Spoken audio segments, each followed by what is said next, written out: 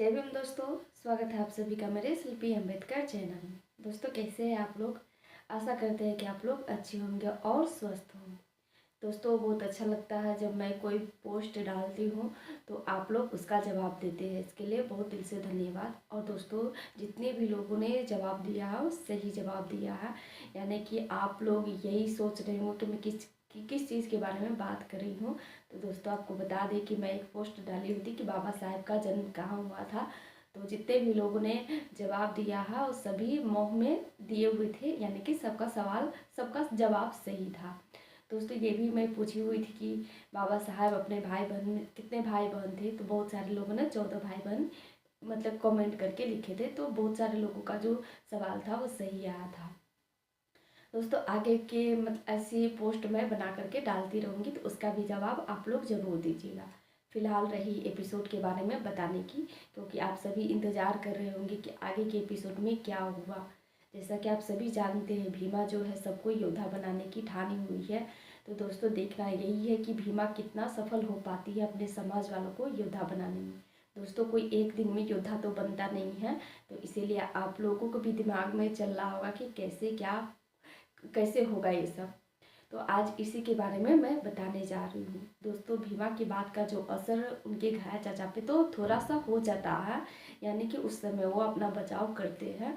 मैं आगे बताऊंगी कि कैसे। दोस्तों आपको बता दें कि जब ये एपिसोड की कहानी है 88 एपिसोड की कहानी है। और शुरुआत में जो सुनील थे जो गया को मारे हुए थे पत्थर से, उनका नाम सुनील था। तो उनको ना कैलासा बुआ और कलिका से अपने घर पे खाना खिला रहे थे। और उनको साथ में इतना तारीफ करते हैं कि वो मतलब उनको लगता है कि सच में मैं इसके लायक हूँ, ताकि वो फिर से भीमा के साथ वो दुश्मनी मोल ले, फिर से बदला ले। तो इसीलिए कलिका सिंह उनसे ये भी कह रहे थे कि मुझे पता चला है मेरे जो परदादा थे ना और तुम्हारे परदादा थे वो दोनों भाई थे, यानी कि हम दोनों खून का रिश्ता है। कैलासा बुआ भी अजीब हो जाती है, सुन के हैरान हो जाती है। तो कलिका सिंह कहने लगते कि रहने दो ना अम्मा, बस इनको उकसाने के लिए ये मैं बोल रहा हूँ। जिसके बाद वो शांत हो जाती है। लेकिन ये जो टेबल पर बैठ के खाना खा रहे थे इनको सच में लग रहा था कि कलिका सिंह सही बात कर रहे हैं कि उनके दादा मेरे दादा दोनों भाई थे, तो ऐसे में हम लोग एक ही खून के हैं। तो इसीलिए वो बहुत ज़्यादा खुश हो रहे थे। कैलासा बुआ पिंकी से कहती है एक थैला लाने के लिए जिसमें बहुत सारा पत्थर रखा हुआ था। लाने के बाद वो पूछती है कि इसमें क्या है, तो कैलासा बुआ बताते हैं कि इसमें पत्थर रखा हुआ है कि उन सब का एक ही जो मकसद था वो था फिर से गया को मारने का।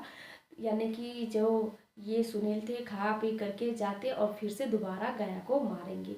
यही उनके भी दिमाग में चल रहा था कि अब मैं जा रहा हूँ तो ढूंढ ढूंढ करके गया को मारूंगा, क्योंकि जिस समय में मारा था उस समय पत्थर कम था, इसीलिए वो ये सोच करके जाते हैं। दोस्तों वहाँ पे आते हैं बिशंबर, उनको ये सब करने से रोकते हैं। लेकिन दोस्तों आप सब समझ सकते हैं कि बिशंबर का कुछ भी नहीं चलता है वहाँ पे। वो मतलब कि बहुत सारी बातें उनको समझा देते, लेकिन उनके जो मतलब कि दिमाग पे थोड़ा भी उनका बात का असर नहीं होता है। वो फिर चले जाते हैं गया को ढूंढ के मारने के लिए। दोस्तों गया जब काम ढूंढने जा ही रहे थे तो उनको रास्ते में ही वो सुनील मिल जाते हैं।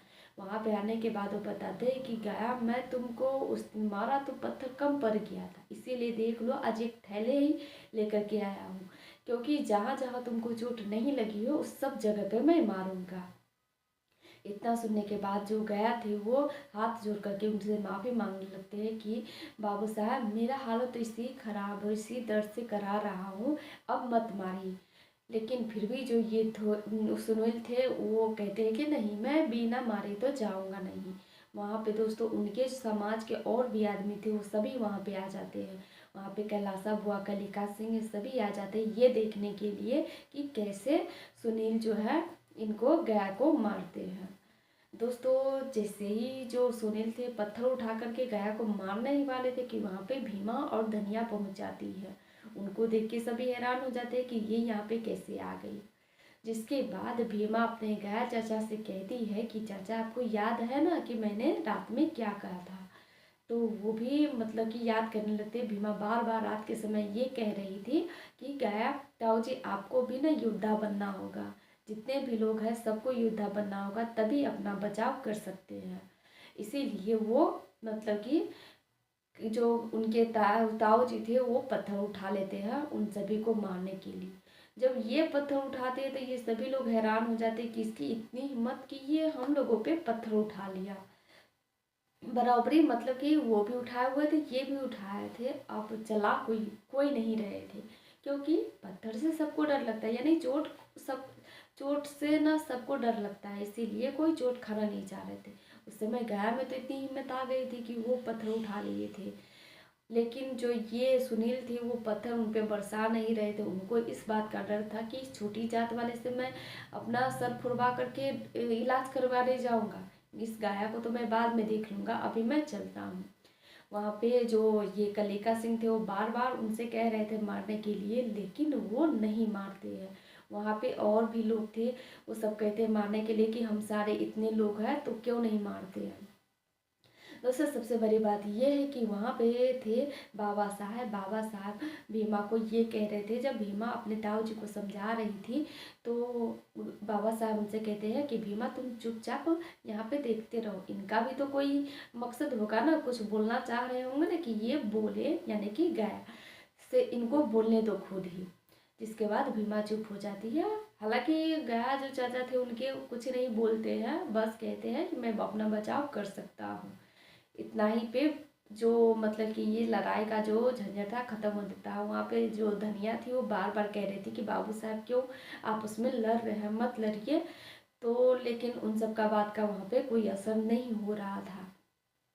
जिसके बाद जो ये ऊंची जात के लोग थे वहाँ से चले जाते हैं, बस यही कहते हैं कि मैं इस छोटी जात वाले से अपना सर फुड़वा करके इलाज करवाने जाऊंगा, इसको तो मैं बाद में देख लूँगा, इतना कह के चले जाते हैं। वहाँ पे कैलासा बुआ कलिका सिंह शर्मिंदगी से वहाँ से वापस चले जाते हैं। उनको अपने आप पे भी मतलब कि बहुत बुरा लग रहा था, क्योंकि जो सुनील थे इतना उनको तारीफ़ कर देते हैं, इतना तारीफ़ कर देते हैं कि आप लोग देख लीजिएगा एपिसोड में। इस वजह से वो सब वहाँ से चले जाते हैं। उनके जाने के बाबा साहब भीमा से कहते हैं कि भीमा डर सबको लगता है, तो देख लिया तुमने, ये डर के कारण यहाँ से चले गए, तो तुम समझ ही सकती हो, ऐसे अब अपने ताऊ जी को संभालो तुम। जिसके बाद भीमा अपने ताऊ जी से कहते हैं कि ताऊ जी अब पत्थर फेंक दीजिए, वो सब चले गए। उनके जाने के बाद फिर भीमा ये भी कहती है कि ताऊ जी इसीलिए मैं कह रही थी कि योद्धा सबको बनना चाहिए, तभी तो हम अपना बचाव खुद कर सकते हैं। इतना कह के भीमा अपने ताऊ जी के पास जाती है, उनका गला पकड़ के रोने लगती है, यानी कि उनके जो ताऊ जी थे वो भी भावुक होकर के रोने लगते हैं। लेकिन दोस्तों दुख की बात ये थी, वहाँ पे पहुँच जाती है उनकी ताई जी यानी कि फूलमतिया, और भीमा का हाथ पकड़ के वहाँ से अलग कर देती है। साथ में ये कहती है अपने पति से कि रात को इतना मार खाया तभी भी आपको चैन नहीं मिला, जो यहाँ पे पत्थर उठा लिए, चुपचाप चलिए और माफ़ी मांगिए उन सभी लोगों से।